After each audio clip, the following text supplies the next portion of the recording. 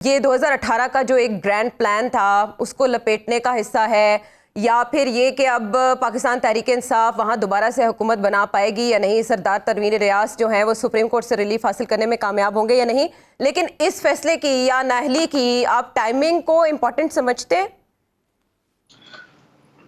देखें, बात यह है कि सियासत का मुकाबला सियासी मैदान में होना चाहिए। अगर ये किसी की ख्वाहिश के ऊपर हुआ है या सरदार तनवीर इलियास साहब, चूँकि वो पाकिस्तान तहरीक इंसाफ से उनका ताल्लुक था और वो उनको ये शायद गवर्नमेंट की एजेंसियों के पास है कि आज़ाद कश्मीर से फोर्स आती थी, पेड लोग आते थे। 18 मार्च को भी वहाँ से काफ़ी सारे लोग आए थे, तकरीबन 450 के करीब लोग वो गिरफ्तार हैं जो आज़ाद कश्मीर से भेजे गए थे, लॉन्च किए गए थे। आप जो भी उनको कहना चाहें, लेकिन इसका हरगिज मतलब ये नहीं है कि आप अपने सियासी मुखालफिन को अदालतों के जरिए यूं गिरवाना शुरू कर दें। अगर इस तरह की कोई बात है, मैं उसी तौर के ऊपर समझता हूं कि ये जिस अंदाज से अदालतें बिहेव करती हैं, मिसाल के तौर के ऊपर आप किसी हुकूमत, ऐसी हुकूमत जिसका वफाक पाकिस्तान के साथ जिसकी सियासी जो है वो टसल है, उसके उन्होंने जो थे वो बंद कर दिए। बड़ा नहीं करने चाहिए थे, हमें सियासत में कुछ सीखना चाहिए, नहीं सीखा हमने वही काम किए। उसके बाद वो जो फंड्स थे, जो टैक्स वाले मामला थे, उसके ऊपर स्टे ऑर्डर जारी कर दिया। टबैको इंडस्ट्री सारी की सारी वहां पर पिटिशनर थी। पाकिस्तान में तमाशे ये होते हैं कि यहाँ पर 2 करोड़ का वकील करते हैं, केस लटक जाता है, हुकूमतें बैठ जाती हैं। फिर उस दूसरा मामला था, कोई सऊदी फंड था, कोई वो जो एनजीओ टाइप कोई था, उसके ऊपर भी स्टे चल रहे थे। अब वो वजीर आजम जिसके आपने हाथ पांव बांध दिए अपने फैसलों के जरिए, अपने स्टे ऑर्डर के जरिए, वो क्या करे? अगर वो खड़ा होके अगर उसकी जुबान से जज्बाती बात निकल गई है, कोई डेरोगेटरी रिमार्क चले गए हैं, यार हमारी तरह के ये इंसान है, जिस तरह हमसे गलती हो सकती है, गलतियां इनसे भी हो सकती हैं, और इनकी गलतियां तो तारीख में लिखी जाती हैं। हम कहां पे ले जाएं जुल्फकार अली भुट्टो के कत्ल को? हम कहां पे ले जाएं उस रेफरेंस को जो ये अभी तक नहीं खोल रहे? हम किसकी जाके दरवाजे के ऊपर दस्तक दें कि जनाब एक सदर मुमलिकत था जो आपको बहाल नहीं कर रहा था, आपने उसका अदालती इस्तिस्ना खत्म करने के लिए वजीर आजम पर दबाव डाला, जब उसने इनकार किया तो आपने उसको तौहीन अदालत में सजा दे दी।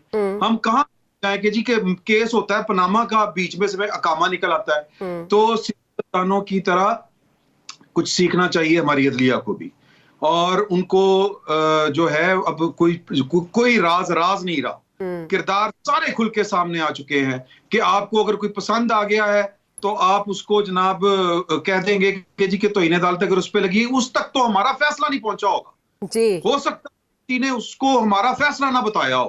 अगर कोई आप पसंद आ गया तो भाई तुम्हारे कानों से धुआं निकलेगा, इस बात के ऊपर आप उसकी अहलियत खत्म कर दें। वो कहां जाएं वो लोग जिन्होंने उसको वजीर आजम मुंतखब करके भेजा था?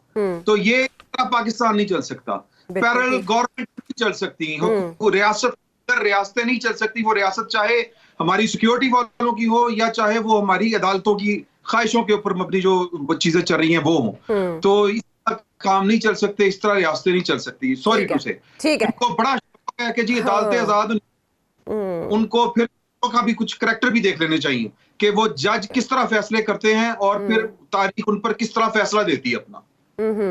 ठीक है, कुछ प्रिंसिपल्स होने चाहिए जिसकी बुनियाद पर फैसले होने चाहिए। लेकिन राना साहब, अब ये जो फैसला आया और इसमें नाअहल चाहिए ना, आपको ने इख्तियार दिया है तो वो सोच के दिया है कि आप नेक नीयती के साथ ये सारे काम करेंगे। आज सुप्रीम कोर्ट में रिपोर्ट जमा हो गई और यही इम्कान जाहिर किया जा रहा था कि आज ये अदालत उस पर बैठेगी और किसी ना किसी को तौहीन अदालत का नोटिस हो जाएगा, और प्रोबेबली शहबाज शरीफ साहब के हवाले से फवाद चौधरी साहब तो बहुत ही वसूख से कह रहे हैं कि वो तो गए ही गए। मरीम नवाज साहिबा तो उम्रे की अदायगी के लिए रवाना हो चुकी हैं, और जो चैमगोया मार्केट में हो रही है उसके मुताबिक शहबाज शरीफ साहब भी कुछ दिनों के मेहमान हैं, तो वो नाअहल होंगे या खुद इस्तीफा दे सकते हैं? आप देख रहे हैं कहीं कोई प्रेशर? राना सनाउल्लाह साहब की मुस्कुराहट जो है वो किसी गम का पता तो नहीं दे रही आपको? देखें, जो तख्त लाहौर की लड़ाई जारी है, और इस तख्त लाहौर की लड़ाई में जो पहली गैर लाहौरी शहादत जो हुई है, सियासी शहादत, वो वजीर आजम आज़ाद कश्मीर की हुई है। और इस लड़ाई को पहले तो जो मेरी सारी जो गुफ्तगू थी वो एक जज्बाती किस्म की गुफ्तगू थी, और वो एक खालिस्तान, एक जमहूरियत पसंद और दस्तूरी ज़ेन रखने वाली गुफ्तगू थी। अब जो है वो हमें थोड़ा सा सियासी अंदाज से भी देखना पड़ेगा। अच्छा इसमें कोई शक नहीं है, लेकिन ये अक्ल वालों के लिए इसमें निशानियां हैं कि वहां पर जो हुआ है वो लड़ाई में कौन वो किसकी चाल कामयाब रही है। तो वहां पे कामयाब रही है, ऑब्वियसली वो यहाँ पर शिकस्त नहीं खाएंगे। तो ये लड़ाई जो है तख्त लाहौर की है। इस लड़ाई में अब देखें ना कि आज हम सब तो करके बैठे हुए थे कि एक सफ़े का जवाब दाखिल हुआ है सुप्रीम कोर्ट में, और सुप्रीम कोर्ट वो जो बड़ी खड़ी है यानी आइन के ऊपर अमल दरामद करवाने के लिए। अब आइन जो है, ये मैंने इन्वर्टेड कोमे में बोल रहा हूँ, आइन कौन सा आइन का अपना है मेरे ख्याल में। हाँ, वो पीडीएम के बकौल तो 3 जजेस हैं, वो तो पूरे सुप्रीम कोर्ट भी नहीं समझते।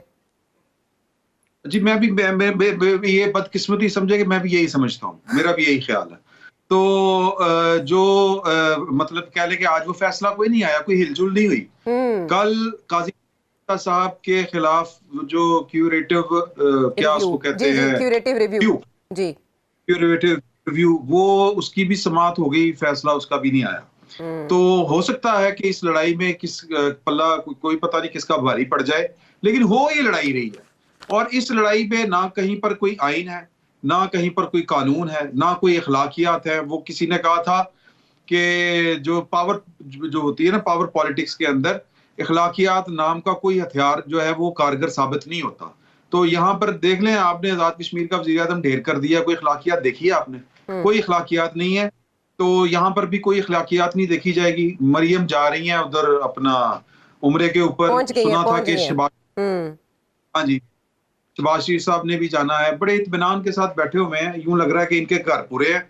और जो मुझे लगता है कि शायद जो हम तवक्को किए बैठे शायद वो चीजें ना हो, लेकिन लड़ाई है, सियासत है, कोई चीज आखिरी भी नहीं होती, कोई चाल आखिरी भी नहीं होती। हर चीज जो है वो कहते हैं गिरा हुआ बंदा भी बाज़ औक़ात इस तरह की चाल चल देता है कि बाजी पलट जाती है। बाजी पलट भी सकती है, लेकिन बज़ाहिर तो लग रहा है कि बाजी जिनकी तरफ उल्टनी थी उल्ट चुकी है, जिन्होंने पलटनी थी वो पलट चुके हैं। और मुझे उनकी बात में जरा दम लगता है, जो राना सनाउल्लाह साहब देहात से नहीं ना रुक रहे, तो वो इसी वजह से नहीं रुक रहे, तो बस उनके ठीक हो गए। और मैं एक खबर दे दूं आप कि ये मामला ठीक है, जो फैक्ट्स होते हैं ना, जो ग्राउंड के ऊपर चीजें चल रही होती हैं, वो हम डिस्कस इसलिए नहीं कर सकते होते कि वो बड़ी खौफनाक भी होती हैं और हकायक थोड़े से मुख्तलिफ होते हैं। तो जो तरफ मैं यूं कहूंगा कि जिस तरफ हमारा खदशा था कि आज कुछ होगा, उस तरफ सिर्फ 1% सिंगल हैंडेडली डील कर रहा था।